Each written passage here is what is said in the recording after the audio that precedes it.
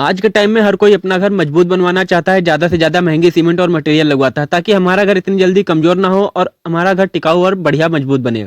मैं आपको घर को मजबूत और टिकाऊ बनाने के लिए ऐसी जानकारी आपको दूंगा कि आपके बहुत ही ज़्यादा काम आने वाली है। दोस्तों, सबसे पहले घर में हम बात करें मजबूती की, तो मजबूती के मामले में सीमेंट एक अहम भूमिका निभाती है।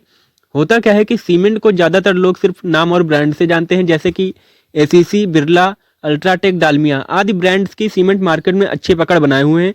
लेकिन जब हम घर बनवाते हैं तो सीमेंट के ब्रांड को लेकर हम घर बनवा देते हैं, जैसे कि हमने एसीसी लगाई, वो कहते हैं कि हमने अल्ट्राटेक लगाई, कोई कहता है हमने डालमिया लगाई। तो होता क्या है, ब्रांड को लेकर आप सीमेंट नहीं लगवाएं। उसमें आप जरूर चेक करें कि वो किस ग्रेड की सीमेंट आती है, कौन कौन से ग्रेड होते हैं सीमेंट में, किस ग्रेड की सीमेंट कहाँ पर लगवाएं। तो आज मैं ये सारी चीज़ें आपको बताऊंगा कि ग्रेड वाइज की कौन सी ग्रेड की सीमेंट कहाँ पर लगवाएं, और भी जो मटेरियल आपके मकान में लगते हैं उसको कैसे आप चेक करेंगे कि कौन सा मटेरियल अच्छा है, कौन सा अच्छा नहीं है। तो सबसे पहले हम बात करेंगे सीमेंट की। तो सीमेंट में 3 ग्रेड होते हैं, 33 ग्रेड की सीमेंट, 43 ग्रेड की सीमेंट और 53 ग्रेड की सीमेंट।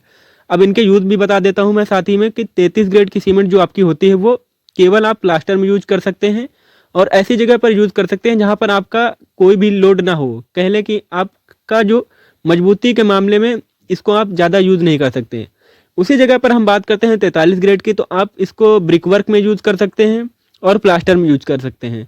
और बजट कम है आपका तो इससे स्लेब भी डलवा सकते हैं आप, इसमें कोई भी दिक्कत नहीं आती है, स्लेब भी डलवा सकते हैं।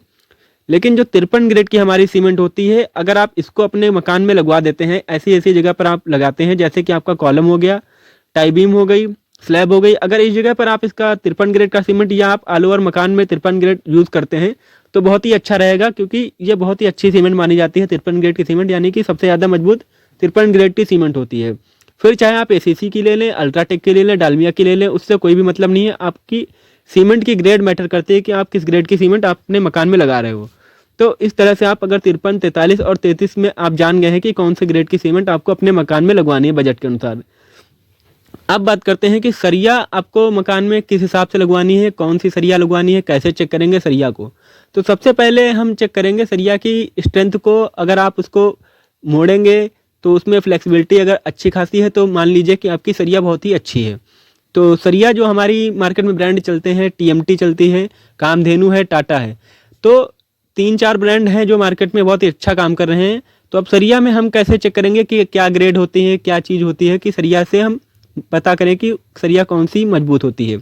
तो सरिया में भी दोस्तों ग्रेड होते हैं। सरिया में अगर आप देखें तो बहुत ही अच्छी ग्रेड जो होती है वो 500 ग्रेड की सरिया होती है। अगर 500 ग्रेड की आप सरिया लगवाते हैं स्लैब में, कॉलम या बीम में, तो ये बहुत ही अच्छी मानी जाती है। इसमें क्या होता है, ये सरिया लॉन्ग लास्टिक होती है, इसमें आपकी स्लैब लंबे समय तक बेकार नहीं होगी और कमज़ोर नहीं होगी और क्रैक भी इसमें नहीं आएंगे। क्योंकि सरिया अगर आपकी कमज़ोर पड़ती है तो सबसे पहले क्रैक आपका आएगा, सरिया कमज़ोर नहीं होगी तो क्रैक इतनी जल्दी नहीं आता है।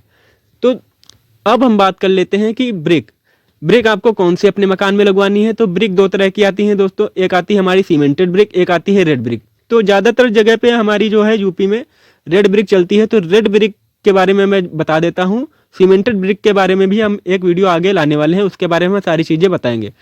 तो रेड ब्रिक जो हमारी होती है वो 9 रुपए की इस समय चल रही है, जो सबसे अच्छी ब्रिक होती है। अब ब्रिक को चेक करने के लिए तो कोई ऐसी चीज़ नहीं है, लेकिन आप उसको ब्रिक को आपस में बजाकर देख सकते हैं। उसमें जो आवाज़, अगर आपको बढ़िया आवाज़ आती है तो वो खुद पता चल जाती है। और दूसरी चीज़, उसकी कलर से भी आप जान सकते हैं कि ब्रिक किस तरह की है, उससे आपको पता लग जाएगा कि ब्रिक अच्छे से पक्की है कि नहीं। आप उसको तोड़ के भी देख लीजिए और पानी में भी डाल के देख लीजिए, उसका कलर अगर चेंज हो जाता है तो आप उसको नहीं लगवाएं। और घर में पीली ईंट कहीं भी ना लगवाएं जो कि कम पकी हुई होती है। अगर उसको आप लगवाते हैं तो एक लंबे समय बाद वो ब्रिक जो है धीरे धीरे ख़त्म होने लगती है। क्योंकि होता क्या है, अगर आप वहाँ पर सीलन ज़्यादा आएगी तो वो धीरे धीरे सीलन से आपकी ब्रिक खराब होने लगेगी। तो पीली ईंट का इस्तेमाल बिल्कुल भी ना करें, बढ़िया से बढ़िया ईंट अपने मकान में लगाएं। चाहे आप 2 रुपए ज़्यादा में लाएं, लेकिन बढ़िया ईंट अपने मकान में लगानी चाहिए। और खास करके फाउंडेशन में तो पीली ईंट बिल्कुल भी ना लगाएं, क्योंकि वहाँ पर नमी रहती है। अगर पीली ईंट अगर आप फाउंडेशन में लगाएंगे तो पीली ईंट आपकी बहुत ही जल्दी खराब हो जाएगी, जिससे कि फाउंडेशन आपकी कमज़ोर होगी। फाउंडेशन अगर कमज़ोर हो गई तो आपका मकान भी कमज़ोर होना पक्का है। अब हम तीसरी चीज़ बात करते हैं एग्रीगेट यानी कि गिट्टी की। तो गिट्टी कैसे पहचान करेंगे। गिट्टी मोस्टली होता क्या है कि गिट्टी आप किसी भी साइज़ की उठा लेते हैं मार्केट से, आपको 2 रुपए कम में मिल गई, आप किसी भी साइज़ की गिट्टी उठा लें। तो नॉर्मली जो घर हमारे बनते हैं उसमें 1.25 इंच की गिट्टी लगती है, इससे ज़्यादा की गिट्टी नहीं होनी चाहिए। फिर वो आपके लिए इसलिए सूटेबल नहीं होगी। अगर आप 1.25 इंच की गिट्टी लगाते हैं तो वो सबसे अच्छी होती है। अब अगली चीज़ बात करेंगे हम सैंड के बारे में। सैंड, मोरंग या बालू, आप कुछ भी कह लें। सैंड में होता क्या है कि ज़्यादातर लोग सैंड का डंपर आप मंगवा लेते हैं। डंपर या ट्रक आपने मंगवा लिया क्योंकि आपको ट्रक सस्ता पड़ता है। ट्रक में भी आप क्या करते हैं, ज़्यादा वेस्टेज वाली मोरंग या सैंड आप ले लेते हैं क्योंकि उसमें होता क्या है कि सस्ती भी पड़ती है और आप सोचते हैं कि कॉलम बीम में और स्लैब में आपकी चली जाएगी। लेकिन आप 1000 से 1200 स्क्वायर फीट अगर बनवाते हैं तो आपकी फिर भी बहुत सारी सैंड बच जाती है जो कि आपकी ब्रिक वर्क में लगती है, प्लास्टर में लगती है। तो उसमें होता क्या है, आपका ज़्यादा से ज़्यादा नुकसान होने के चांसेस रहते हैं और ज़्यादातर नुकसान होता ही है क्योंकि उसमें वेस्टेज इतना ज़्यादा निकलता है।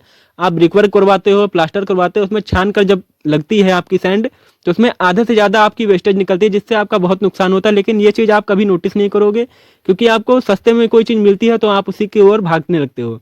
तो आप उस हिसाब से मंगवाए मटेरियल जिस हिसाब से आपका यूज़ हो। आपकी अगर 1-2 टाली आपकी महंगी पड़ती है तो आप महंगी ले लीजिए। सारी की सारी सैंड अगर ख़राब आ गई तो आप उसको कहीं कहाँ लगाओगे, उसको आप मैनेज नहीं कर पाओगे। ज़्यादा से ज़्यादा आपकी वेस्टेज निकल जाएगी, आपको फिर मंगानी पड़ेगी।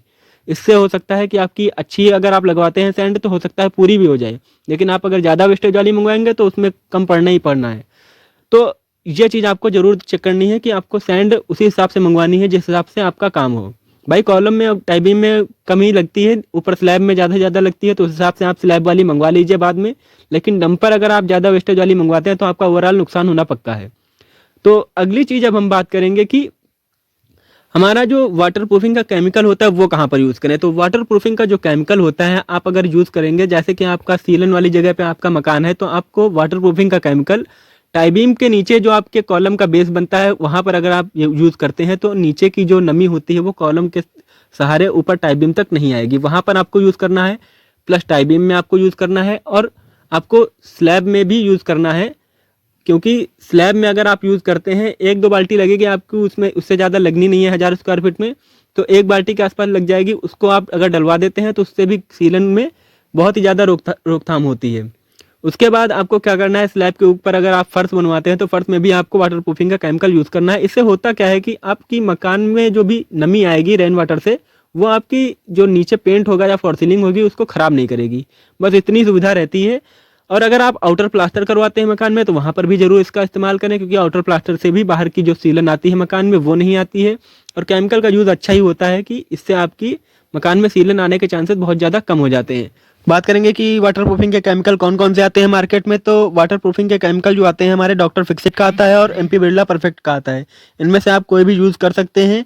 इसके अलावा अब हम बात करेंगे कि घर में कौन सी सीमेंट का यूज़ करना चाहिए। इसके विषय में भी हमने वीडियो बना दिया है और 2025 में घर बनाने में कितना खर्चा आएगा टोटल उसका भी वीडियो मैंने अभी बना के कुछ ही दिन पहले डाला हुआ है, वो आप चेकआउट कर सकते हैं चैनल पे जा करके। दोस्तों मकान की मजबूती को लेकर मैं एक ऐसी बात बताने वाला हूं जिसमें आपका 1 भी रुपया खर्च नहीं होगा, लेकिन आपकी मजबूती इस पर बहुत ज़्यादा डिपेंड करती है कि आपने अगर अपने मकान में सही से तराई नहीं की तो आपका मकान कमज़ोर रह जाएगा।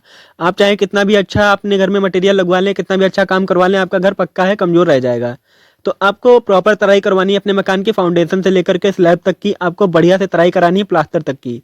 तो आपको तराई करानी है और स्लैब अगर आप डलवाते हैं स्लैब में कम से कम 12 से 15 दिन तक आप तराई कराएं। उसमें अगर हो सके तो उसमें पानी भरवाएं, सुबह शाम बढ़िया पानी उसमें भरा होना चाहिए 12 से 15 दिन तक।